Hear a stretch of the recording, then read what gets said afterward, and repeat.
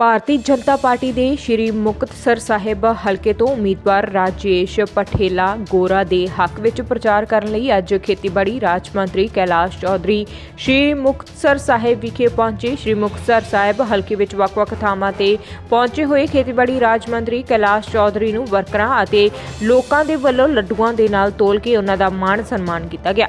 ਆਪਣੇ ਵੱਖ-ਵੱਖ ਪ੍ਰੋਗਰਾਮਾਂ ਦੌਰਾਨ ਸੰਬੋਧਨ ਕਰਦਿਆਂ ਕੈਲਾਸ਼ ਚੌਧਰੀ ਨੇ ਭਾਜਪਾ ਦੇ ਹੱਕ ਵਿੱਚ ਵੋਟਾਂ ਪਾਉਣ ਦੀ अपील की। उन्होंने कांग्रेस पार्टी और पंजाब कांग्रेस पार्टी के प्रधान नवजोत सिंह सिद्धू के उपर तिखे शब्दी हमले करते हुए कहा कि सब जानते हैं नवजोत सिंह सिद्धू के पाकिस्तान के नाल किस तरह के संबंध ने। जेकर पंजाब दे विच कांग्रेस सरकार बनती है तो पंजाब के नाल नाल पाकिस्तान दे विच भी पटाके चलाए जाएंगे और जित के जश्न मनाए जाएंगे। इस तरह असीं होण नहीं देवांगे ते भारतीय जनता पार्टी नूं पूरे बहुमत नाल पंजाब विच जितावांगे। श्री मुकतसर साहिब तो राजिंदर भट्ट की रिपोर्ट।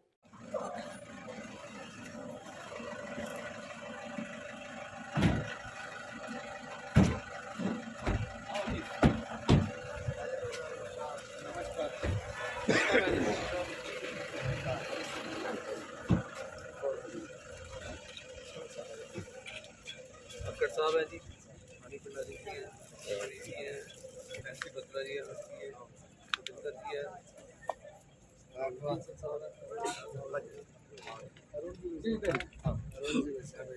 कर्नाटक से संगठन के मंत्री संगठित प्रचारक यहाँ इस लोकसभा में आप ठीक है। ये रमन ग्रोवती है।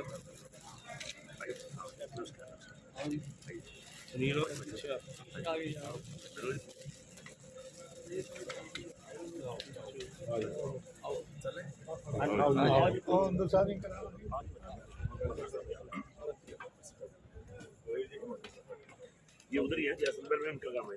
जैसलमेर में क्या है? होटल है क्या वहाँ?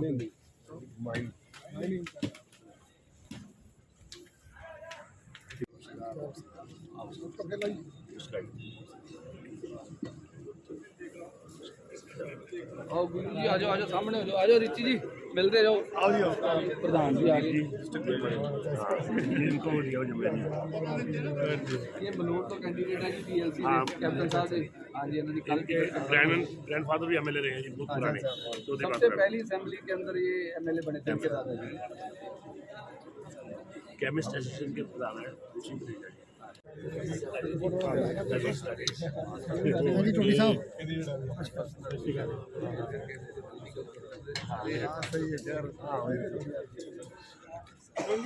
ਸਾਨੂੰ ਬੜੀ ਖੁਸ਼ੀ ਹੈ ਜੀ ਸਾਡੇ ਖੇਤੀਬਾੜੀ ਮੰਤਰੀ ਸਾਡੇ ਕੋਲੇ ਆਏ अरुण जी साहब आओ। और कर्नाटक से आए और संगठन प्रचारक हैं और भाजपा में हमारे लोकसभा में ਕਰੀਮ ਬੱਚੀ ਬੀਜੇਪੀ ਦੀ प्रदेश कार्यालय नंबर रजीत जावड़ा जी चेयरमैन है हमारे गवर्नर जी ठीक है जी, बस बढ़िया जी, लेट हो गया आते कोई बात नहीं। कटारिया जी नगर कौंसिल के उपाध्यक्ष हैं जीवन शर्मा जी साथ जिला मंत्री तीस बटेजा जी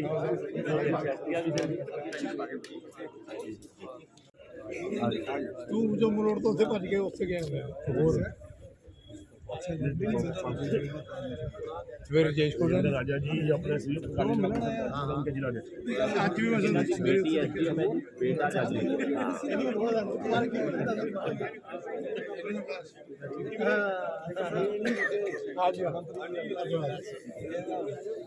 लोकप्रिय जी, शर्मा जी आ गए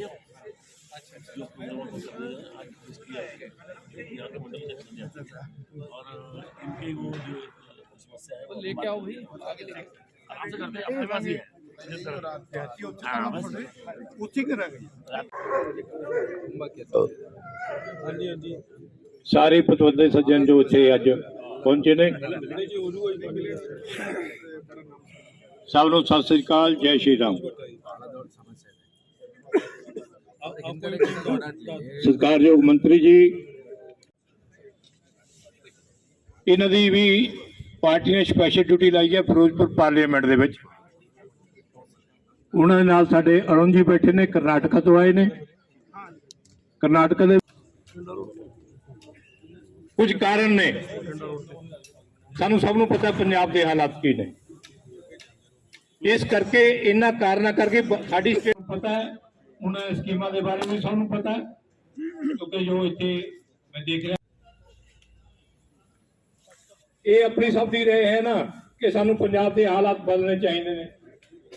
ਅਸੀਂ ਇਸ ਵਾਸਤੇ ਆਏ ਹਾਂ ਨਾ ਇੱਥੇ, ਤਾਂ ਪਲੀਜ਼ ਥੋੜਾ ਜਿਹਾ 10-20 ਦਿਨ ਜਿਹੜਾ ਹੈਗਾ ਅਸੀਂ ਕੰਮ ਕਰੀਏ। ਕੋਈ ਮਾਇਨਾ ਨਾਲ ਇਸ ਬਾਰੇ ਨਹੀਂ ਕਰ ਸਕਦਾ ਕਿ ਪੰਜਾਬ ਦੇ ਅੰਦਰ ਭਾਰਤੀ ਪੰਜਾਬ ਦੇ ਵਿੱਚ ਪਰਿਵਰਤਨ ਆਵੇ। ਪਰਿਵਰਤਨ ਕਿਸ ਦਾ ਆਵੇ? ਕੌਣ ਅੰਡਰ ਕਰੰਟ ਹੈ ਸਭ ਦੇ ਕਿ ਇੱਕੋ ਇੱਕ ਪਾਰਟੀ ਪੰਜਾਬ ਨੂੰ ਬਚਾ ਸਕਦੀ ਹੈ। ਅਸੀਂ ਕੈਪਟਨ ਸਾਹਿਬ ਔਰ ਬੀਜੇਪੀ ਦੀ ਫਸਟ ਪ੍ਰੈਫਰੈਂਸ ਜਿਹੜੀ ਹੈਗੀ ਹੈ ਉਹ ਵੀ ਸਾਡੀ ਸੋਚ ਰਾਸ਼ਟਰਵਾਦੀ ਹੈ। ਅਸੀਂ ਕਹਿੰਦੇ ਹਾਂ ਕਿ ਸਾਨੂੰ ਹਿੰਦੁਸਤਾਨ ਪਹਿਲਾਂ ਹੈ, ਦੇਸ਼ ਪਹਿਲਾਂ ਹੈ, ਉਸ ਤੋਂ ਬਾਅਦ ਅਸੀਂ ਪਾਰਟੀ ਕਹਿੰਦੇ ਹਾਂ, ਫਿਰ ਅਸੀਂ ਆਪਣੇ ਆਪ ਨੂੰ ਕਹਿੰਦੇ ਹਾਂ। ਇਹ ਸੋਚ ਲੈ ਕੇ ਚੱਲਿਆ। ਇਸ ਕਰਕੇ ਅਸੀਂ ਕੈਪਟਨ ਸਾਹਿਬ ਨਾਲ ਪੰਜਾਬ ਦੇ ਵਿੱਚ ਨੇ ਕੋਈ ਕਾਸਟ ਬੇਸ ਤੇ, ਕੋਈ ਕਿਸੇ ਆਧਾਰ ਤੇ, ਕੋਈ ਕੁਝ ਬੋਲਦਾ, ਲੇਕਿਨ ਬੀਜੇਪੀ ਇੱਕੋ ਗੱਲ ਕਹਿੰਦੀ ਹੈ ਕਿ ਭਾਈਚਾਰਾ ਇੱਥੇ ਕਾਇਮ ਰੱਖਣਾ। ਅਸੀਂ ਸਾਰੇ ਇੱਕੋ ਹਾਂ। ਸਾਡੇ ਇਹ ਗੁਰੂਆਂ ਦੀ ਧਰਤੀ ਹੈ। ਗੁਰੂਆਂ ਨੂੰ ਅਸੀਂ ਸ਼ਬਦਾਂ ਦੇ ਵਿੱਚ, ਕਿਉਂਕਿ ਇੱਕ ਮਿੰਟ ਮੰਤਰੀ ਸਾਹਿਬ ਦਾ ਵੀ ਕੀਮਤੀ ਹੈ, ਤੁਹਾਡਾ ਸਭਨਾਂ ਦਾ ਵੀ ਕੀਮਤੀ ਹੈ। ਲੜਾਈ ਪੰਜਾਬ ਵਿਧਾਨ ਸਭਾ ਦੇ ਮੁਕਤਸਰ ਖੇਤਰ ਵਿੱਚ ਸਿੱਧੀ ਹੋ ਚੁੱਕੀ ਹੈ। ਜੋ ਕੁਝ ਪਿਛਲੇ ਦਿਨਾਂ ਦੇ ਵਿੱਚ ਪੰਜਾਬ 'ਚ ਹੋਇਆ, ਪ੍ਰਧਾਨ ਮੰਤਰੀ ਸਾਹਿਬ ਨਾਲ ਹੋਇਆ, ਉਸ ਤੋਂ ਬਾਅਦ ਜੋ ਘਟਨਾਕ੍ਰਮ ਵਾਪਰਿਆ, ਮੈਂ ਉਹਦੀ ਤਫਸੀਲ ਦੇ ਵਿੱਚ ਨਹੀਂ ਜਾਣਾ।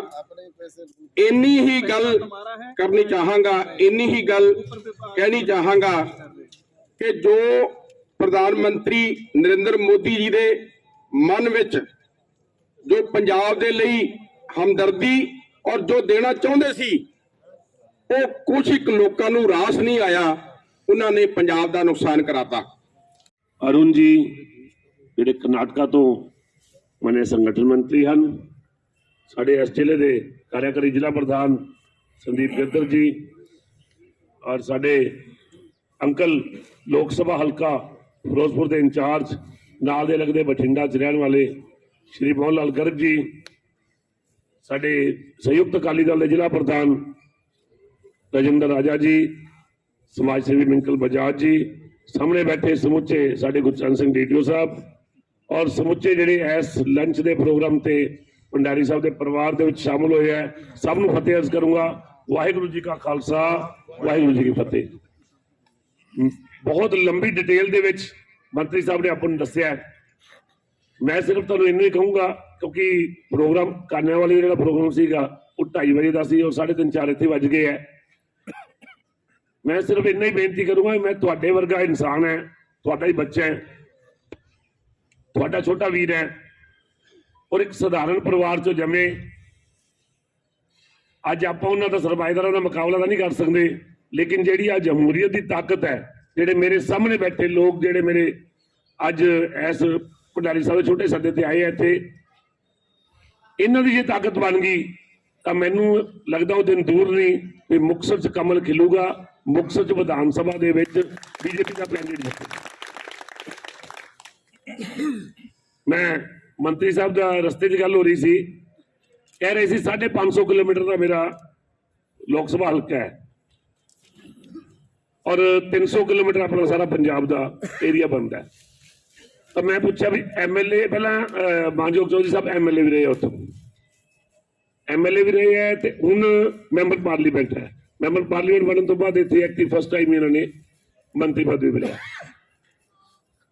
ਆਪਦੀ ਹਿਸਟਰੀ ਦੱਸਣ ਲੱਗ ਪਏ, ਕਹਿੰਦੇ ਵੀ ਐਡਾ ਲੰਬਾ ਏਰੀਆ ਹੈ, ਔਰ ਜੋ ਮੈਨੂੰ ਗਰਗ ਸਾਹਿਬ ਨੇ ਪਹਿਲਾਂ ਦੱਸਿਆ 65 ਕਿਲੋਮੀਟਰ ਦੀ ਇੱਕ ਪੰਚਾਇਤ ਹੈ, ਤਾਂ ਉੱਥੋਂ ਮੈਂਬਰ ਪਾਰਲੀਮੈਂਟ ਬਣਨਾ 550 ਕਿਲੋਮੀਟਰ ਦੇ ਵਿੱਚ।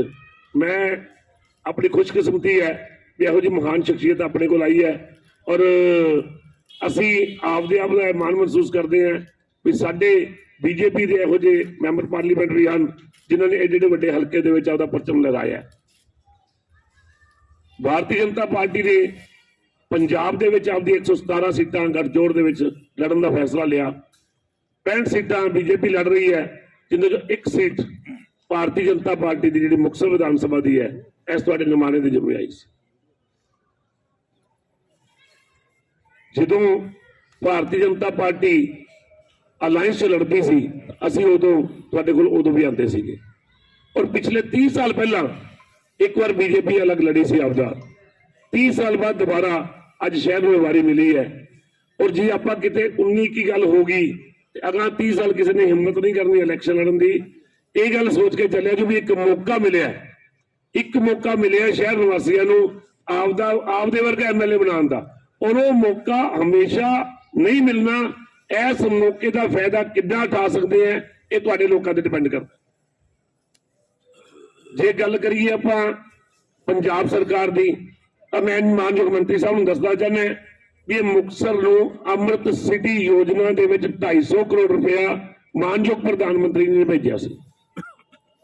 ਲੇਕਿਨ ਸਾਡੀ ਇੱਥੋਂ ਦੀ ਸਟੇਟ ਗਵਰਨਮੈਂਟ ਨਲਾਇਕ ਸਰਕਾਰ ਨੇ ਔਰ ਇੱਥੋਂ ਦੇ ਨੁਮਾਇੰਦੇ ਨਲਾਇਕਾਂ ਨੇ 70 ਕਰੋੜ ਰੁਪਇਆ ਯੂਜ਼ ਕੀਤਾ ਔਰ 180 ਕਰੋੜ ਰੁਪਇਆ ਵਾਪਸ ਚਲਾ ਗਿਆ। ਇਹ ਮੈਂ ਤੱਥਾਂ ਦੇ ਆਧਾਰ ਤੇ ਕਹਿੰਦਾ ਤੁਹਾਨੂੰ, ਮਤਲਬ ਕੋਈ ਪ੍ਰੈਕਟਿਕ ਜੇ ਰਿਕਾਰਡ ਕਢਾ ਸਕਦੇ ਹੋ ਤੁਸੀਂ।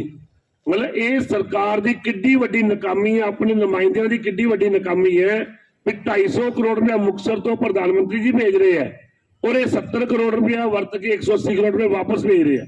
ਕਿਉਂ? ਕਿਉਂਕਿ ਉਹ 70 ਕਰੋੜ ਦਾ ਹਿਸਾਬ ਹੀ ਨਹੀਂ ਦੇ ਸਕੇ। 70 ਕਰੋੜ ਦਾ ਹਿਸਾਬ ਦੇ ਨਹੀਂ ਸਕੇ ਤਾਂ 180 ਕਰੋੜ ਰੁਪਇਆ ਮਿਲਣਾ ਕਿਵੇਂ ਸੀ? ਇਸ ਕਰਕੇ ਇੱਕੋ ਹੀ ਵਾਅਦਾ ਹੈ ਵੀ ਜੇ ਉੱਪਰ ਕੇਂਦਰ ਦੇ ਵਿੱਚ ਮਾਨਯੋਗ ਨਰਿੰਦਰ ਮੋਦੀ ਜੀ ਦੀ ਸਰਕਾਰ ਹੈ ਔਰ ਪੰਜਾਬ ਦੇ ਵਿੱਚ ਜੇ ਬੀਜੇਪੀ ਦੀ ਸਰਕਾਰ ਹੋਏਗੀ ਤਾਂ ਇਹ ਡਬਲ ਇੰਜਨ ਦੀ ਸਰਕਾਰ ਹੈ। ਡਬਲ ਇੰਜਨ ਦੀ ਸਰਕਾਰ, ਜੋ ਕੇਂਦਰ ਚੋਂ ਪੈਸਾ ਆਏਗਾ, ਜੋ ਕੇਂਦਰ ਚੋਂ ਪੈਸਾ ਆਇਆ ਉਹ ਪੰਜਾਬ ਦੇ ਵਿੱਚ ਲੱਗੇਗਾ। ਜੋ ਪੰਜਾਬ ਦੇ ਵਿੱਚ ਲੱਗੇਗਾ ਤੇ ਤੁਹਾਡੇ ਇਸ ਵੀਰ ਦੇ ਰਾਹੀਂ ਮੁਕਤਸਰ ਦਾ ਮਨ ਦਾ ਹਿੱਸਾ, ਉਸ ਤੋਂ ਵੱਧ ਹਿੱਸਾ ਵੀ ਮੁਕਤਸਰ ਦੇ ਵਿੱਚ ਵੀ ਲੱਗੂਗਾ। ਔਰ ਇੱਥੇ ਤੱਕ ਮੈਂ ਤੁਹਾਨੂੰ ਦੱਸ ਨਹੀਂ ਕਰਦਾ, ਮੈਂ ਹੁਣ ਅੱਜ ਸਵੇਰੇ ਮੈਂ ਗੱਲ ਕਰਦਾ, ਸਾਡੇ ਮੰਤਰੀ ਸਾਹਿਬ ਨੇ ਜੋ ਕੰਮ ਅੱਜ ਹੁਣੇ ਬੈਠੇ ਕੀਤਾ ਹੈ। ਅਸੀਂ ਸਵੇਰੇ ਉਦੇਕਰਨ ਚ ਇੱਕ ਪ੍ਰੋਗਰਾਮ ਸੀਗਾ, ਮੰਤਰੀ ਸਾਹਿਬ ਨੇ ਆਉਣਾ ਹੀ ਲੇਕਿਨ ਲੇਟ ਹੋ ਗਏ। ਮੈਂ ਇਹਨਾਂ ਨਾਲ ਟੈਲੀਫੋਨ ਤੇ ਗੱਲ ਕੀਤੀ, ਪ੍ਰਧਾਨ ਜੀ ਕਹਿੰਦੇ ਮੇਰੀ ਬੇਨਤੀ ਹੈ, ਮੈਂ ਥੋੜਾ ਲੇਟ ਹੋ ਰਿਹਾ, ਤੁਸੀਂ ਇਹਨੂੰ, ਮੈਂ ਕਿਹਾ ਜੀ ਤੁਹਾਡੀ ਕੋਈ ਡਿਮਾਂਡ ਹੈ, ਬਿਨਾਂ ਪੁੱਛੇ ਕਹਿੰਦੇ ਡਿਮਾਂਡ ਪੂਰੀ ਕਰ ਦਿਓ, ਮੇਰੀ ਜ਼ਿੰਮੇਵਾਰੀ ਹੈ, ਮੈਂ ਉਹ ਡਿਮਾਂਡ ਨੂੰ ਪੂਰਾ ਕਰੂੰਗਾ।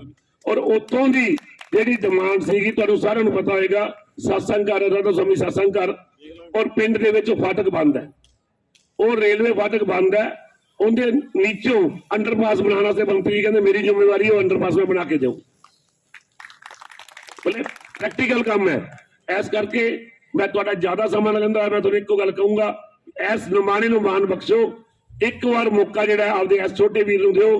ਭਾਰਤੀ ਜਨਤਾ ਪਾਰਟੀ ਦੇ ਕਮਲ ਦੇ ਫੁੱਲ ਤੇ ਮੋਹਰ ਲਾ ਕੇ 20 ਤਰੀਕ ਨੂੰ ਮੁਕਤਸਰ ਦੇ ਵਿੱਚੋਂ ਜਿਹੜੇ ਲੋਕ ਕਹਿੰਦੇ ਆ ਨਾ ਵੀ ਨਹੀਂ, ਹੁਣ ਮੈਂ ਲਫ਼ਜ਼ਾਂ ਦੇ ਕੀ ਕਹਾਂ ਵੀ ਕੁਛ ਵੀ ਕਹਿ ਦਿੰਦੇ ਆ, ਪਰ ਉਹਨਾਂ ਨੂੰ ਮੂੰਹ ਤੋੜ ਜਵਾਬ ਮਿਲ ਜਾਏਗਾ ਜਿਸ ਦਿਨ ਇਹ ਸਾਰੀ ਜਮਹੂਰੀਅਤ ਦੀ ਤਾਕਤ ਭਾਰਤੀ ਜਨਤਾ ਪਾਰਟੀ ਦੇ ਇਸ ਕੈਂਡੀਡੇਟ ਨੂੰ ਇੱਥੋਂ ਜਿਤਾ ਕੇ ਵਿਧਾਨ ਸਭਾ 'ਚ ਭੇਜੇਗੀ।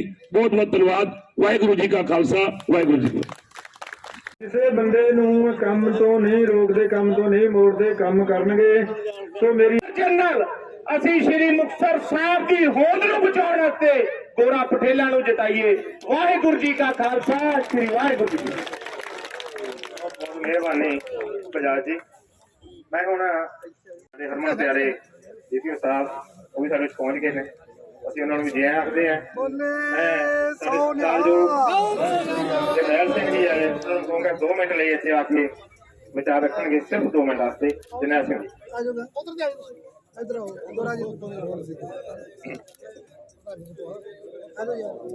ਠੀਕ ਆ।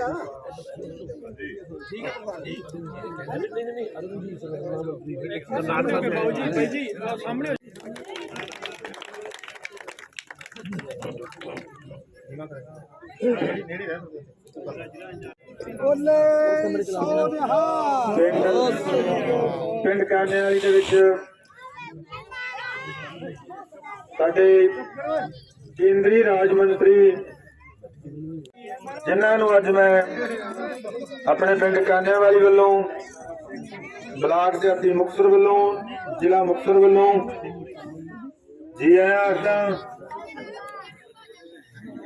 ਔਰ ਜਿੱਥੋਂ ਤੱਕ ਆਪਣਾ ਕੰਮ ਹੈ ਇਲੈਕਸ਼ਨਾਂ ਦਾ, ਤੇ ਦੂਜੀਆਂ ਸਾਰੀਆਂ ਪਾਰਟੀਆਂ ਵੇਖ ਲਈਆਂ। ਸ਼ਹਿਰ 'ਚ ਵੀ ਬੇਸ਼ੱਕ ਰਹਿੰਦੇ ਆ, ਸ਼ਹਿਰਾਂ ਵਰਗਾ ਪਿੰਡਾਂ ਵਰਗਾ ਸ਼ਹਿਰ ਆ, ਉਹ ਬੇਹੱਦ ਮਿਹਨਤ ਕਰਦੇ ਆ।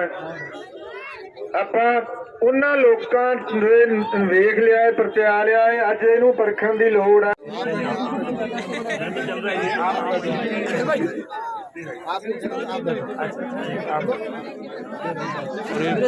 यार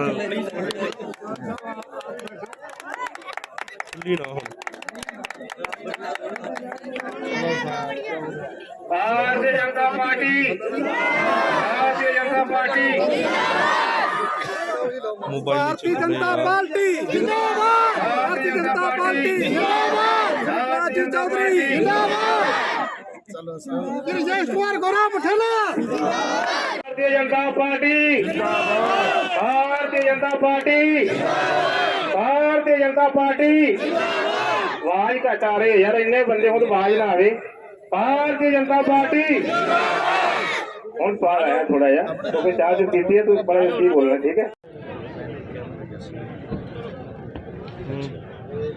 सर पंजाब में आज आए हैं, आपकी फेरी है, लोगों को मिल रहे हैं, किस तरह का लोगों को का रिस्पांस है बीजेपी के लिए? मैं ग्रामीण क्षेत्र में जा रहा हूँ सभी जगह, और गांव के अंदर जो विकास से महरूम पंजाब रहा है, इस बात को लेकर पंजाब की जनता में, आम व्यक्ति में रोष है कि आज़ादी के बाद में जो विकास पंजाब का होना चाहिए था वो विकास नहीं हुआ, और जो भी विकास हुआ है वो नरेंद्र मोदी जी की सरकार में हुआ है। इसलिए पंजाब की जनता अब भली भांति समझ चुकी है कि विकास अगर कोई करवा सकता है तो भारतीय जनता पार्टी करवा सकती है, और इसलिए जनता का जनमानस बन चुका है कि आने वाले समय के अंदर जब 20 तारीख को चुनाव होंगे तो भारतीय जनता पार्टी के पक्ष में मतदान करेगी, और पंजाब में भाजपा की सरकार बनने जा रही है, और निश्चित रूप से पूर्ण बहुमत की सरकार बनेगी। मुकाबला किससे मानते हैं आपको? ऐसा है कि एक तरफ तो सभी बिखरे हुए हैं, भारतीय जनता पार्टी का सभी से मुकाबला है, और उधर जो बटे हुए हैं, लेकिन भारतीय जनता पार्टी संगठित है, भारतीय जनता पार्टी का कार्यकर्ता संगठित है, और इसलिए मैं निश्चित रूप से कह सकता हूं कि चुनाव के अंदर पूर्ण बहुमत के साथ में सरकार बनेगी, क्योंकि विपक्ष के अंदर कोई एक नहीं है, सब बटे हुए हैं, और भाजपा एक मुस्त और एक संगठित पार्टी है, और जनता का मानस बीजेपी के प्रति है। किसानों की तरफ से भी पहले दिल्ली में आंदोलन लड़ा गया, अब पंजाब में पार्टी को तैयार कर लिया गया, अपने उम्मीदवार चुनाव मैदान में उतार दिए गए, किस तरह देखते हैं आप? मैं सब जगह जा रहा हूं और सब जगह देख रहा हूं कि आम आदमी है वो पंजाब का, वो मोदी जी के साथ है, मोदी जी के विकास के साथ हैं, उनको किसी दूसरी बात से कोई सरोकार नहीं है, उनको एक ही चीज़ है, एक ही मतलब है कि हमारा काम कौन करवा सकता है, और वो विकास भारतीय जनता पार्टी करवा सकती है। इसलिए मुझे लगता है कि निश्चित रूप से मैं सब जगह देख रहा हूँ कि भाजपा के पक्ष में, आपने अभी देखा होगा कितनी बड़ी संख्या में एक छोटे से गांव के अंदर पूरे गांव के लोग यहां पर आकर भारतीय जनता पार्टी को समर्थन दे रहे हैं, भारतीय जनता पार्टी को ज्वाइनिंग कर रहे हैं बड़े बड़े जनप्रतिनिधि लोग। तो ये स्पष्ट दर्शाता है कि अब निश्चित रूप से मानस बीजेपी के पक्ष में, और बीजेपी की सरकार यहाँ पर बनेगी। कल किसानों की ओर से केंद्र के खिलाफ जो वादा खिलाफी के प्रदर्शन किए जाएंगे, किस तरह देखते हैं किसानों? ऐसा है कि भारतीय जनता पार्टी की सरकार और मोदी जी की सरकार है, वो वादा करती है, वो पूरा करती है, और किसानों के लिए कमिटमेंट है।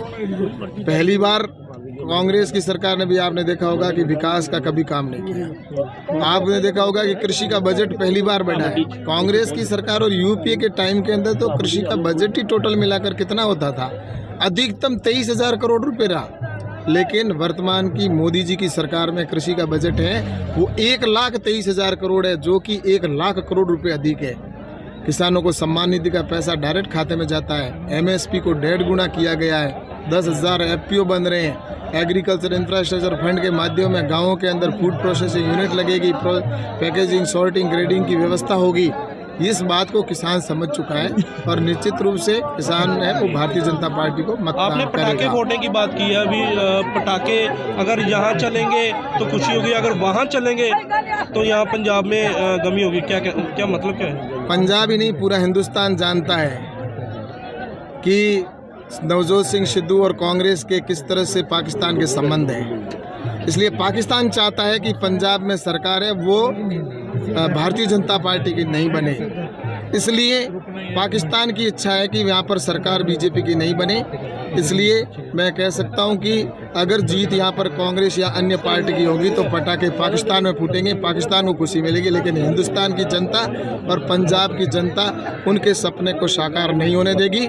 और जब रिजल्ट आएगा तो पंजाब की जनता पंजाब के अंदर भारतीय जनता पार्टी के पक्ष में पटाखे भी फोड़ेगी और जीत का जश्न भी मनाएगी। कैप्टन आपके साथ पार्टी के साथ में है, किस तरह देख रहे हैं? निश्चित रूप से कैप्टन साहब एक राष्ट्रवादी विचारधारा के व्यक्ति हैं और उनके समर्थन से, उनके सहयोग से निश्चित रूप से हम पूर्ण बहुमत की सरकार बनाने चाह रहे हैं, क्योंकि मुझे तो लगता है कि एक राष्ट्रवादी विचारधारा का व्यक्ति इतने सालों तक कांग्रेस के साथ में रहकर उनको खुद को कुंठा महसूस की होगी, इसलिए उनको आज आज़ादी मिली है, वो आज़ाद होकर कि हम एक राष्ट्रवादी विचारधारा के गठबंधन के साथ हैं। तो निश्चित रूप से उनके कार्यकर्ता भी सब जगह लगे हुए हैं और वो भी लगे हुए हैं और भारतीय जनता पार्टी और गठबंधन मिलकर हम निश्चित रूप से सरकार पूर्ण बहुमत की बनाएंगे। वो जनता के चेहन में हैं और इसलिए जब रिजल्ट आएगा तो उसमें निश्चित रूप से भारतीय जनता पार्टी की पूर्ण बहुमत की सरकार बनने जा रही है और ये यहाँ के आम मानस के अंदर मानस बना हुआ है और निश्चित रूप से यहाँ पर एक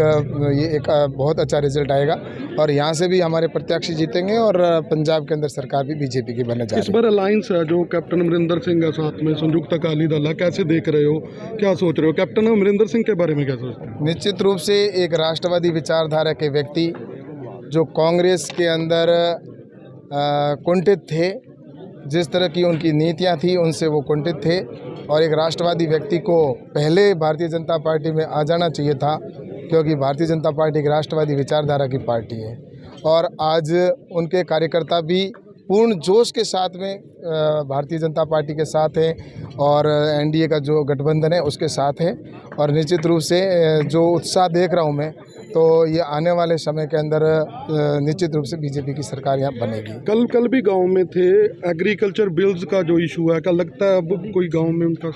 ऐसा है कि किसानों के जीवन के कल्याण के लिए नरेंद्र मोदी जी ने कई योजनाएं बनाई हैं और चाहे वो किसान सम्मान निधि का पैसा हो, तो चाहे 10,000 FPO बनाने का विषय हो, या प्रधानमंत्री जी ने 1 लाख करोड़ रुपए का एग्रीकल्चर इंफ्रास्ट्रक्चर फंड का प्रावधान किया है, तो और MSP को 1.5 गुना किया गया है। तो ये किसानों को सब पता है, इसलिए किसान ये कि कह रहे हैं कि वास्तव में हमारे प्रधानमंत्री नरेंद्र मोदी जी ने किसानों के लिए जो काम किया वो पहले की सरकारों ने नहीं किया, सिर्फ झूठे वादे किए थे और ये सभी जनता में मानस में और ये चुनाव के अंदर निश्चित रूप से ये वोट देखने को भी मिलेगा और किसान भी भारतीय जनता पार्टी के साथ में और वोट। लास्ट सवाल, क्या लगता है जो आपने बात कही संबोधन में कि अगर बीजेपी की सरकार न बनी तो पटाखे यहाँ नहीं फूटेंगे? बिल्कुल, नवजोत सिंह सिद्धू जो कांग्रेस के मुखिया हैं, उनके संबंध पाकिस्तान से किस तरह के हैं कोई नहीं, सब जानते हैं और जिस तरह से वहाँ के सेना के प्रमुख के गले मिलना और जफियाँ लगाना और वहाँ के प्रधानमंत्री के साथ जो संबंध है उसको देखकर निश्चित रूप से लगता है कि अगर यहाँ पर राष्ट्रवादी विचारधारा की सरकार अगर नहीं बनी तो पाकिस्तान के अंदर पटाखे फूटेंगे। इसलिए पंजाब की जनता ने, क्योंकि पंजाब की जनता है वो शूरवीर हैं, राष्ट्रभक्त हैं, इसलिए पूरी पंजाब की जनता ने मानस बना लिया है कि हम पाकिस्तान को वो खुशी कभी नहीं देंगे और जब रिज़ल्ट आए उस समय वहाँ पर पटाखे फूटे और पंजाब की जनता वो मातम मनाए, ये कभी नहीं होगा। पटाखे निश्चित रूप से यहाँ पर रिजल्ट आएगा उस दिन पंजाब की जनता फोड़ेगी और राष्ट्रवाद के नाम पर भारतीय जनता पार्टी को वोट देगी। पंजाब में किसानों के द्वारा पार्टी बना ली गई है, किस तरह देखते हैं? इंटरव्यू करनी है 2 मिनट के लिए सर, ऐसा है कि सबको अधिकार है अपना राजनीतिक संगठन बनाने का, वो अपना काम कर रहे हैं। भारतीय जनता पार्टी विकास के आधार पर चुनाव लड़ रही है और राष्ट्रवाद के नाम पर चुनाव लड़ रही है और भारतीय जनता पार्टी ने विकास कराया है। नरेंद्र मोदी जी के नेतृत्व में देश का विकास हुआ है, भारत की सीमाएं सुरक्षित हुई है और निश्चित रूप से पंजाब की जनता है वो आज नरेंद्र मोदी जी के साथ है, इसीलिए यहाँ पर सरकार है वो भाजपा की बनना चाहिए। पंजाब में गठबंधन का मुख्य मुकाबला किसके साथ है? कांग्रेस के साथ मानते हैं या आपके साथ मानते हैं? ऐसा है कि जनता तय करेगी, जनता का निर्णय है, वो राष्ट्र के साथ में है और नरेंद्र मोदी जी के साथ और बीजेपी की ही सरकार बनेगी। पार्टी के साथ मानते हैं? आपका मुख्य मुकाबला क्षेत्र के साथ है, कांग्रेस के साथ है या आपके साथ? ऐसा है कि जितने भी सभी मिलकर जो प्रयास कर रहे हैं उन सब को देखा जाए तो वो वोट बटा हुआ है और भारतीय जनता पार्टी का जब वोट है वो संगठित है और जो अलायंस अलायंस का जो हमारा जो गठबंधन है उसका वोट संगठित है और पूरे प्रदेश के अंदर ऐसा एक वातावरण बना हुआ है। निश्चित रूप से बीजेपी की सरकार बनेगी क्योंकि वो बढ़ चुके हैं और हम संगठित। पंजाब में पहुंचे रणदीप जी, अनुराग जी शर्मा, अंग्रेज सिंह जी, भंवरलाल जी मंडल के महामंत्री, और थोड़ा ठहरो ये तो हमारे महत्वपूर्ण नाम है, इसलिए आज जिनकी मेजबानी, जिन्होंने इतना बड़ा आयोजन जो रखा और प्रत्येक व्यक्ति के दिल में राज करने वाले ऐसे हमारे पुष्पेंद्र जी भंडार जी को मैं बहुत बहुत धन्यवाद देना चाहता हूं, और मंच पर बैठे सभी अतिथिगण और सामने विराजमान सभी इस शहर के और आसपास से आए हुए सभी गणमान्य और वरिष्ठतम यहाँ के नागरिक बंधुओं और सभी मेरे पिता तुल्य भी विराजमान है और सभी मेरे युवा साथियों, मैं सबसे पहले तो आप सबको धन्यवाद देना चाहूँगा कि आपने अपना व्यस्ततम समय निकालकर यहाँ पर आप आए हैं और एक ऐसे पवित्र काम के लिए आपने सभी समय निकाला है, और वो है आने वाला जो चुनाव है, वो चुनाव इस बार का आम चुनाव नहीं है, ये चुनाव बहुत ही महत्वपूर्ण चुनाव है और राष्ट्र का चुनाव समझे आप, राष्ट्र का चुनाव है और पंजाब की धरती सूरवीरों की धरती, और उसमें भी अपने ये जो भूमि है ये तो शक्ति और भक्ति की धरती है, और यहाँ पर अगर हमारे को आने वाले चुनाव के अंदर हमारे प्रत्याशी को हम जीताकर भेजें, और ये इसलिए जरूरी है कि आने वाले जिस तरह से आपने देखा होगा कि पंजाब के अंदर आज जिस तरह से गठबंधन का हमारे यहाँ पर कैप्टन साहब अमरिंदर सिंह जी का गठबंधन हुआ, और भारतीय जनता पार्टी एक राष्ट्रवादी विचारधारा की पार्टी है।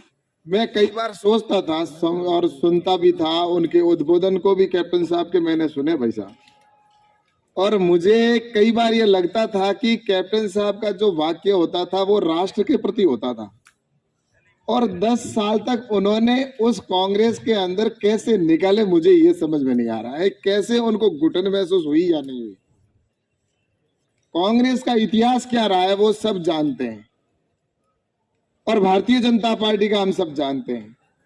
कांग्रेस की तो नींव ही उस जगह से रखी गई, जैसा पहले सभी वक्ताओं ने कहा भी है, कांग्रेस की नींव रखी गई थी उस समय भी, आपको हम सबको पता है कि भारत के 2 टुकड़ों के विभाजन के ऊपर रखी गई।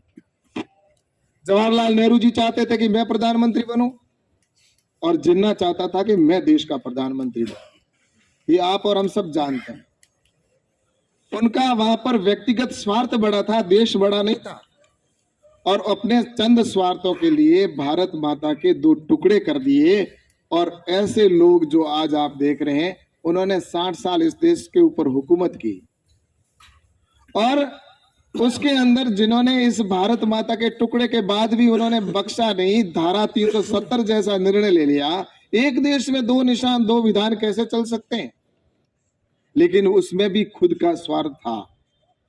और क्या स्वार्थ था वो कभी आप इतिहास के पन्नों में जाएंगे तो आप खुद दंग रह जाएंगे कि उसके पीछे स्वार्थ क्या था। उस समय धारा 370 लगी, और उस धारा 370 की वजह से इस देश में कितने लोगों की जाने गई है।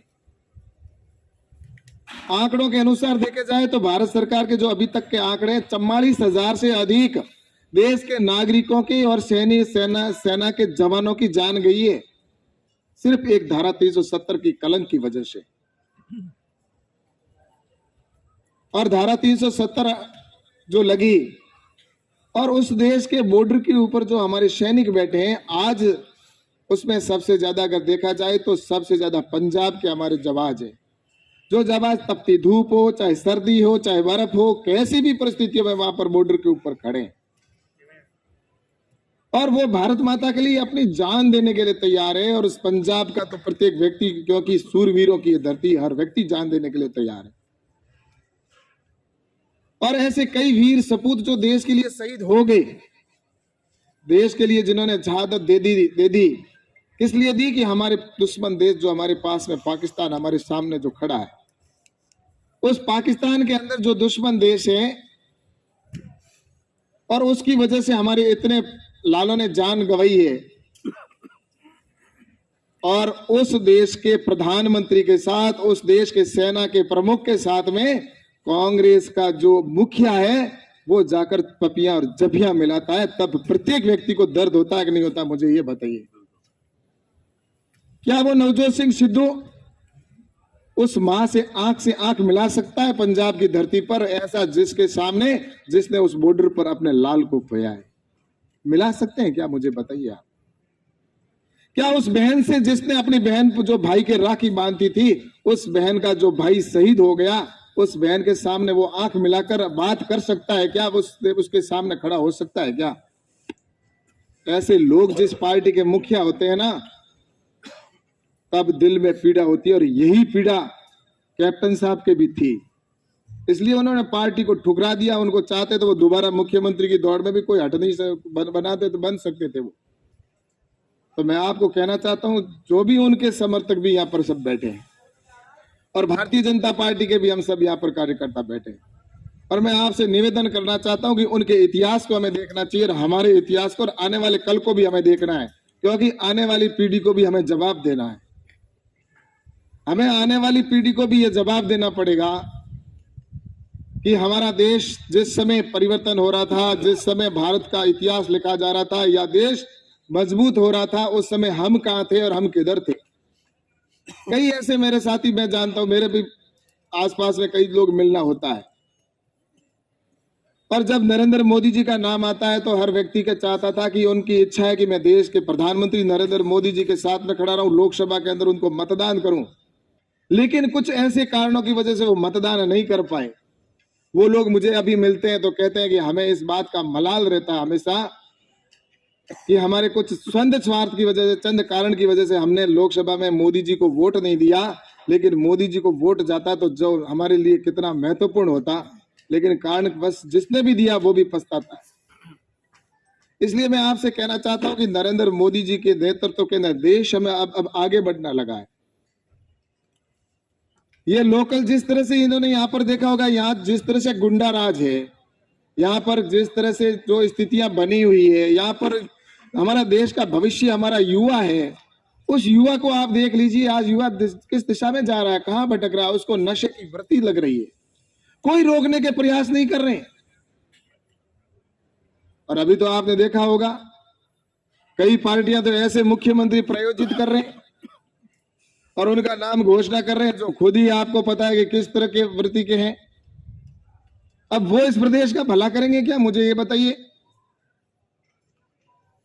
आपसे कोई छुपा हुआ नहीं है, चाहे वो लोकल पार्टी हो चाहे दूसरी पार्टियां हो, मैं उनकी ओर नहीं जाना चाहता, लेकिन मैं आपको कहना चाहता हूं कि अब हमारे देश को आगे बढ़ाने के लिए हम सबकी जिम्मेवारी बनती है। और मैं आपसे आग्रह यह भी करूंगा कि कितना परिवर्तन हुआ है पिछले इन वर्षों के अंदर। पहले हमारे भाई कोई युवा साथी अगर फॉरेन में भी जाता था ना, तब वहां पर विदेश के अंदर जाता था तो उस समय वहां पर अगर वो पूछता था कोई, अगर इंग्लैंड का या कोई ऑस्ट्रेलिया या किसी भी देश में जाते थे, कहां से आए हो, तो कहते थे कि डरते डरते बोलते थे इंडिया से आए, कहते थे ना इंडिया से। अगले भी उसको कितना भाव देते थे, कितना उनको करते थे, ये हम आप सब जानते हैं। लेकिन आज अगर इस समय कोई भी मेरा युवा साथी किसी भी धरती पर विदेश में जाता है ना, तब गर्व के साथ में कहता है कि मैं भारत से आया हूं, और सामने वाले भी कहते हैं कहां से, आपके मोदी जी के वहां से आए हो। ये सम्मान हमने पाया है। आज नरेंद्र मोदी जी के लिए पूरा विश्व, मैं आपको बताना चाहूंगा, आज विश्व पूरा नरेंद्र मोदी जी को मान रहा है। हर देश चाहता है कि नरेंद्र मोदी जी एक बार हमारी धरती पर आ जाए। मेरा भी कई देशों में जाना हुआ, राष्ट्राध्यक्षों से मिलना हुआ। उन्होंने अगर मुझसे जाते जाते अगर कोई शिकायत की तो एक ही शिकायत की कि मोदी जी ने हमारे को अभी हमारे देश में आए नहीं, हमने कई निमंत्रण भेजे, एक बार आप जाओ तो मोदी जी को जरूर कहना कि हमारे देश में भी आए। और पहले कोई प्रधानमंत्री जाता, कब जाता और कब आता हमें खुद को पता नहीं। ये चीजें आज परिवर्तन हम सबको देखने को मिल रहा है, देश की प्रतिष्ठा बढ़ रही है। ऐसा नहीं कि सिर्फ देश की प्रतिष्ठा के साथ साथ गांवों में विकास भी हो रहा है। और विकास में आप सबसे मैं यहाँ पर शेयर नहीं करना चाहूंगा, क्योंकि आप सब जानते भी हैं किस तरह से, चाहे घर घर लाइट हो, चाहे शौचालय बनाना हो, गरीबों को प्रधानमंत्री आवास देना, सबके लिए योजनाएं बनाई जा रही है। किसी एक व्यक्ति के लिए नहीं। प्रधानमंत्री जी कहते हैं सबका साथ, सबका विकास, सबका विश्वास और सबका प्रयास, और सभी के प्रयासों से सबका विकास हो, इस दृष्टि में योजना बनती है। यहाँ पर अभी पहले कहा गया कि किसान परिवार से हम लगभग यहाँ पर आते हैं। मैं एक छोटी सी बात कहकर आपको पूरा करूंगा। कृषि के अंदर हमारी कई ऐसी योजना अभी बनी है जिनकी हमें जानकारी नहीं है, और वो योजनाओं की जानकारी हो जाए तो मैं सोचता हूं कि पंजाब की धरती पर जो किसान अगर आज के दिन 1 हेक्टेयर के अंदर अगर वो 1 लाख रुपए कमाता है या 2 लाख रुपए कमाता है तो उसकी जगह वो डबल कर सकता है। लेकिन उसके लिए हमें जानकारी होनी चाहिए। हमारे जनप्रतिनिधियों को जानकारी नहीं है तो नीचे तक के लोगों को कैसे जानकारी होगी। एग्रीकल्चर इंफ्रास्ट्रक्चर फंड के 1 लाख करोड़ रुपए हमारे पास है। हमने सभी मुख्यमंत्रियों से बार बार मीटिंगें की पिछले 1 साल पूरे साल में कि किसान खुद प्रोसेसिंग यूनिट लगाए, खुद सॉर्टिंग, ग्रेडिंग, पैकेजिंग की व्यवस्था करें। उसके लिए हमने 2 करोड़ रुपए देने का प्रावधान किया। 2 करोड़ रुपए बिना मॉर्गेज, कोई जमीन कागज गिरवी रखने की आवश्यकता नहीं है, और किसी बैंक के पास जाने की जरूरत नहीं है। बैंक के अंदर जाकर आपको खड़े होने की आवश्यकता नहीं है। आज समस्या ये आती है कि बैंक वाले कहते हैं हम तो लोन, आप पीछे कोई रिकॉर्ड दो, कोई कागज डॉक्यूमेंट्स गिरवी रखो, ये चीज आती है। लेकिन हमारी इस योजना के अंदर कोई गिरवी रखने की जरूरत नहीं है, न ही बैंक के पास जाने की जरूरत है। आपको तो सीधा ऑनलाइन एग्रीकल्चर इंफ्रास्ट्रक्चर फंड पे वो जाकर पोर्टल खोलना और उसमें अपना फॉर्म भरना। 2 महीने के अंदर हम खुद मॉनिटरिंग करके, मंत्रालय बाकायदा हर 15 दिन में मॉनिटरिंग करता है कि कौन सी बैंक ने उसको पैसा नहीं दिया है, नहीं दिया उसके खिलाफ हम कार्रवाई करते हैं और तुरंत उसको पेमेंट दिलाते हैं। ऐसे हमने लगभग 6000 प्रोजेक्ट पिछले 1 साल में पास किए। लेकिन हम इतना सब कुछ करने के बावजूद भी 10,000 करोड़ रुपए दे पाए। हमारे पास 1 लाख करोड़ रुपए, लेकिन 10,000 करोड़ रुपए ही दे पाए। मुख्यमंत्रियों से, जनप्रतिनिधियों, सबसे कहा। अब वस्तु स्थिति क्या है कि नीचे लोगों को जानकारी है। तो ये मैं दोबारा आऊंगा तब आपको बता, वो किसान बने। गेहूं से हमारा गेहूं पैदा होता है, चावल पैदा होता है, लेकिन अब किसान चावल नहीं बेचे, गेहूं मंडी में जाकर ना बेचे, गेहूं की फैक्ट्री खुद लगाए। वो गेहूं से बिस्किट कैसे बन सकता है, बिस्किट की फैक्ट्री किसान लगाए। ये इस दिशा में जा रहे हैं। आज अगर उसके लिए चावल के लिए कितने बाई प्रोडक्ट बनते हैं, वो बाई प्रोडक्ट की फैक्ट्री किसान खुद लगाए। और खुद के लिए भी यह है कि कोई अगर सक्षम है तो वो खुद का लगा सकता है। मेरा युवा साथी अकेला भी लगा सकता है, और अगर 300 किसान मिलकर अगर कोई कोऑपरेटिव की तरह अगर एफपीओ बनाता है, उनके लिए भी हम अनलिमिटेड पैसा, यानी कि उनको 1 करोड़, 2 करोड़, 5 करोड़, 10 करोड़ अगर पैसा चाहिए तो वो भी भारत सरकार देगी, और उसका जो प्रॉफिट होगा वो सारे किसानों में शेयर होगा। अभी ये आप देख लीजिए कौन कर सकता है। जिसके दिल में किसानी होती है, जिसके दिल में किसान के प्रति प्यार होता है, वही कर सकता है। और ऐसे प्रधानमंत्री जी नरेंद्र मोदी जी है, वो गरीब के दर्द को भी समझते हैं, क्योंकि वो, आप और हम सब जानते हैं, चाय बेचते बेचते जो देश का प्रधानमंत्री बनता है ना, उसको पता होता है कि गरीबी क्या होती है। शौचालय पहले क्यों नहीं बने, घर घर लाइट पहले क्यों नहीं पहुंची, तो छोटे गरीब व्यक्तियों को प्रधानमंत्री आवास पहले क्यों नहीं मिला, क्योंकि उनको दर्द पता नहीं था। जो चांदी की थाली या सोने की थाली या चम्मच में भोजन करने वाले को गरीब का दर्द का एहसास नहीं होता। देश के लिए शहीद होने वाले का एहसास उसको नहीं होता। जो बॉर्डर पर जिसका बेटा या लाल जाता, उसको पता है कि क्या दर्द होता है इस बात का, कि जिसका लाल जाता उसी को पता होता है। इसलिए मैं आपसे कहना चाहता हूं कि आज से पहले, आज हमारी देश की सीमाएं सुरक्षित है। पहले हमारे देश के बॉर्डर के ऊपर क्या स्थिति थी, अगर कोई सामने से पाकिस्तान की तरफ से कोई हमला होता था या कोई गोली चलती थी, कोई आतंकवादी हमला करता था, तो सिर्फ यहां से यही होता था कि उसकी हम कार्रवाई करेंगे। पाकिस्तान से पूछा जाता था, पाकिस्तान घुर्राते हुए जवाब देता था। क्या जवाब देता था? कि हम जांच करवा रहे हैं। और अंत में कुछ भी जांच का निकले अर्थ, उससे पहले रिजल्ट आए, उससे पहले दूसरा हमला करके चले जाते और पहले को भूल जाते और दूसरे पर चर्चा शुरू हो जाती थी। ये हिंदुस्तान के अंदर हमने बरसों तक देखा, कोई जवाब नहीं दिया जाता था। लेकिन आज अगर कोई एक हमला करता है, एक सैनिक को अगर शहीद करता है, तो उसकी जगह पर 10 सर लाने का मादा रखते हैं, और वो भी अंदर घुसकर लाने का मादा रखते हैं, पाकिस्तान की सीमा के अंदर जाकर। हिंदुस्तान तो यही वही है जो पहले था, आज भी यही है। सेना भी वही है और सैनिक आज भी वही है। लेकिन आज सैनिकों का सीना गर्व से चौड़ा हो चुका है। उनको पता है कि देश के प्रधानमंत्री नरेंद्र मोदी जी हमारे साथ खड़े हैं।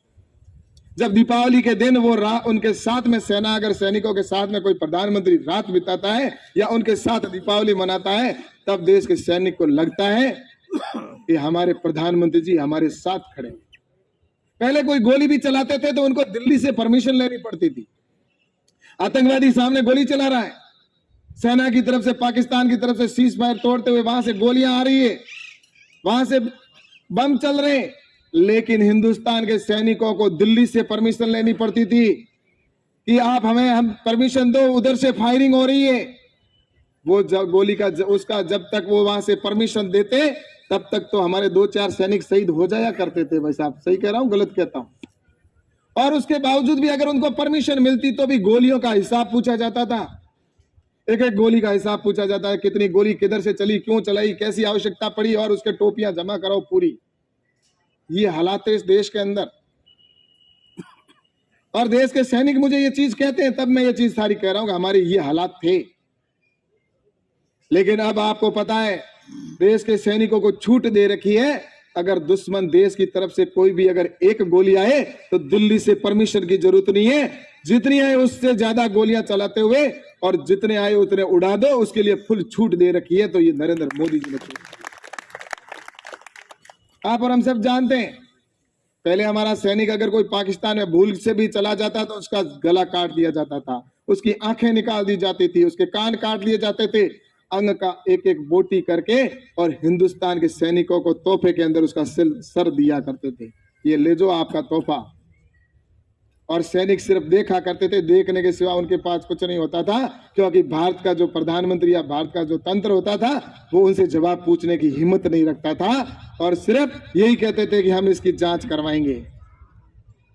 लेकिन अभी आपने देखा होगा हमारा अभिनंदन जब पाकिस्तान की सीमा में विमान क्रैश होता है और वहां जाकर गिर जाते हैं, और जब वहां जाकर गिरते हैं ना, तब वो भारत माता की जय और वंदे मातरम के नारे लगाते हैं तो सामने से कोई आवाज नहीं आती है। तब वो समझ जाते हैं कि शायद मैं पाकिस्तान की सीमा में हूं, और ये समझकर अपने पास जो सबूत होते हैं उनको जाकर पानी के अंदर तालाब में गिराने का और नष्ट करने का काम करते हैं। तभी पाकिस्तान के सैनिक पहुंच जाते हैं, और पाकिस्तान के सैनिक आकर उनको घेरते हैं, और उस समय पकड़कर जब लेके जाते हैं पूरे देश में शोक की लहर छा जाती है कि क्या अब हमारा अभिनंदन वापस आएगा। मीडिया के अंदर भी एक ही चर्चा, पूरे देश में हर व्यक्ति के अंदर एक ही चर्चा है, क्या हमारा अभिनंदन कभी अब वापस आएगा। इस बात का प्रत्येक व्यक्ति को दर्द था, हर व्यक्ति चिंतित था, और ऐसे समय में प्रधानमंत्री नरेंद्र मोदी जी आए और मीडिया के अंदर कहा, और ललकारते हुए कहा, ऐसे ही नहीं कहा जैसे पहले प्रधानमंत्री मिमियाते हुए बोलते थे, ललकारते हुए कहा कि सुन ले पाकिस्तान, अगर मेरे अभिनंदन को 24 घंटे में वापस नहीं सौंपा तो पाकिस्तान को नक्शे से गायब कर दूंगा। और झक मराकर 24 घंटे के अंदर अभिनंदन को सम्मान पूर्वक भारत को सौंपना पड़ा।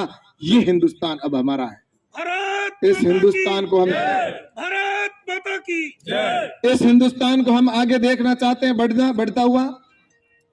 भारत के प्रत्येक नागरिक को अगर गर्व से ऊंचा होना देखना चाहते हैं तो एक ही पार्टी है, और वो है राष्ट्रवादी विचारधारा की पार्टी भारतीय जनता पार्टी। और हमारा जो एनडीए का गठबंधन है, उनकी एक ही सोच है कि हमारा देश आगे बढ़ना चाहिए, और उसके लिए सबसे पहले आवश्यकता है पंजाब की, क्योंकि पंजाब आज जिस पाकिस्तान के बॉर्डर पर है, राजस्थान पाकिस्तान के बॉर्डर पर है, ऐसे राष्ट्रों के अंदर जो पाकिस्तान की सीमा पर है, वहां पर राष्ट्रवादी विचारधारा के सरकार होना बहुत जरूरी है। आज आपने देखा होगा, मैं भी बॉर्डर से आता हूं, मेरी कॉन्स्टिट्यूंसी है बाड़मेर जैसलमेर, पाकिस्तान की सीमा पर हमने भी युद्धों को झेला है, 71 का युद्ध और 65 का युद्ध झेला है, आपने भी यहाँ पर झेला है उस समय के लोगों ने। और उससे पहले इस देश की आजादी दिलाने के लिए उन्होंने क्या ऐसा सोचा था, इस देश के अंदर ऐसा नेतृत्व आएगा भविष्य में। इस देश की आजादी के लिए जिन्होंने बलिदान दिया था, इस देश की आजादी ऐसे ही नहीं मिली है, ये आसानी से आजादी मिल गई। इस देश की आजादी के लिए अपन सुभाष चंद्र बोस, भगत सिंह, सुखदेव, राजगुरु, अशफाक उल्लाह खान जैसे लोगों के हम नाम जानते हैं, लेकिन इस देश की आजादी के लिए ऐसे अनगिनत नाम है। 6,32,000 से अधिक देश के नागरिकों ने जान दी, तब जाकर भारत आजाद हुआ। ऐसे ही खैरात में आजादी नहीं मिली है।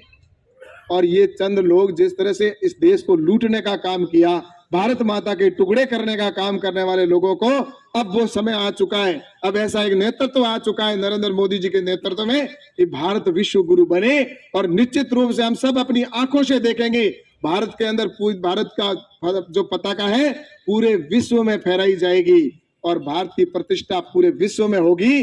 तो इसलिए मैं आपसे निवेदन करता हूं कि इस भारत की प्रतिष्ठा तो निश्चित रूप से होगी, इसमें कोई दो राय नहीं है, लेकिन उसमें पंजाब के जो शेर हैं, जो पंजाब के आप यहाँ पर इतने लोग बैठे हो, उन शेरों के मन में ये मलाल ना रह जाए भविष्य में कि जिस समय देश के अंदर ऐसा नेतृत्व था और उस समय हमारा कितना योगदान रहा।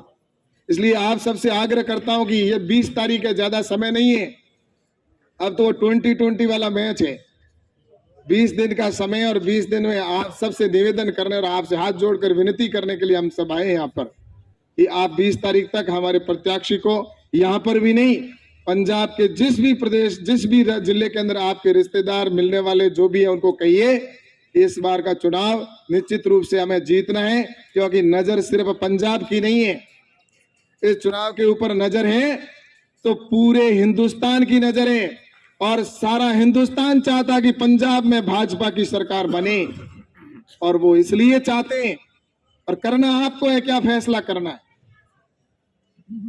अगर यहाँ पर प्रत्याशी हमारे जीतेंगे, अगर पंजाब में सरकार भारतीय जनता पार्टी की गठबंधन की बनी, तो पटाखे हम फोड़ेंगे जिस दिन रिजल्ट आएगा उस दिन।